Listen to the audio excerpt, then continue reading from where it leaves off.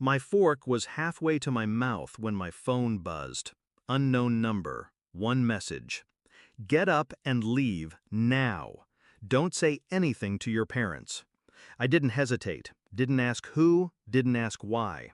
Just stood up, pushed in my chair, and said, I need some air. My father looked up. My mother asked if I was okay. I lied. Just a headache. My feet moved faster than my mind. I stepped out the front door, closed it behind me. And then, 3 seconds later, the knock came. Firm, repetitive. Police. It started 6 months earlier, when I met him.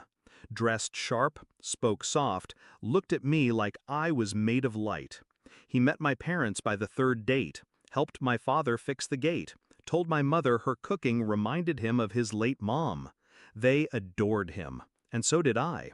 We moved in together after 5 months. Fast, I know, but he made me feel safe.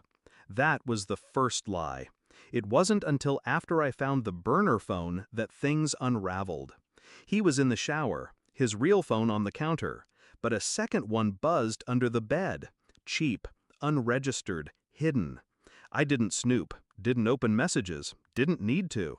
The fact that it existed was enough.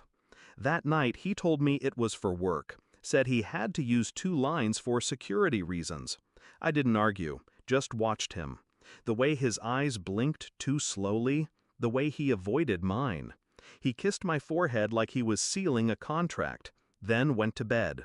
I stayed awake and started planning. I pulled every thread I could find. Started with his LinkedIn, faked. His company website, suspiciously vague. The office he claimed to work at, vacant. He wasn't who he said he was. So I hired someone, an investigator, quiet, efficient. He dug fast, came back with answers that burned. His real name, his sealed record, and a history that involved financial crimes, manipulation, and coercion. He'd done this before, to other women. But I was the first to find out while it was still unfolding, the first to play back. I didn't confront him, didn't rage or cry. I played dumb, smiled when he held me, laughed when he lied. And in the background, I moved. I withdrew money from our shared account, closed credit cards he'd applied for in my name, backed up every file, message, and document I could find. I set a trap so slow he didn't notice it tightening, and then I left. Not loudly, not dramatically, just a folded note and an apartment stripped of everything I'd bought. But he didn't stop. He followed, texted, showed up at my office, told my parents we were working things out.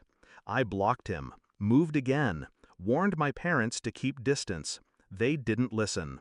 They still liked him, thought he was misunderstood. I begged them to be careful. But that's the thing about charm. It's a mask that fools those who want to believe. Which brings us back to the dinner. When I saw the text, I knew.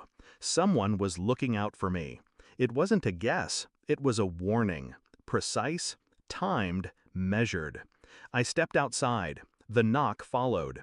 I stood at the edge of the driveway as officers walked in, guns holstered, voices calm but firm. They had a warrant for him, for fraud, for identity theft, for using my name to launder money through shell companies. My name, my address, my parents' house listed as a safe hold. The investigator had tipped off someone higher up. He'd been watching for weeks, waiting, building a case. And the moment they tracked the last transaction, the text came. Leave now. From the street, I watched through the blinds. My parents, confused, scared. My mother crying. My father shouting. The officers opened a suitcase he'd left behind. Cash, passports, multiple names, and copies of my driver's license, my signature. He was going to run, with my life in his pocket. They never found him. He slipped through just before the raid. But they had enough evidence. Warrants were issued, assets frozen, accounts dismantled. His empire, once quiet and neat, gone, and I helped burn it down. I never told my parents how deep it went. Didn't tell them I found the burner phone, Or that I staged my own exit weeks in advance.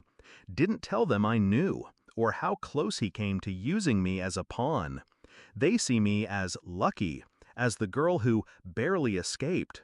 But they're wrong. I wasn't lucky. I was meticulous, patient, focused. He thought I was naive. Another face to borrow, another life to steal. But I watched. I listened. And when the time came, I left without looking back. If he ever reads this, here's what I hope he remembers. You taught me how to disappear, but you forgot? I watched you first. And that text? That wasn't a warning. It was the start of your ending.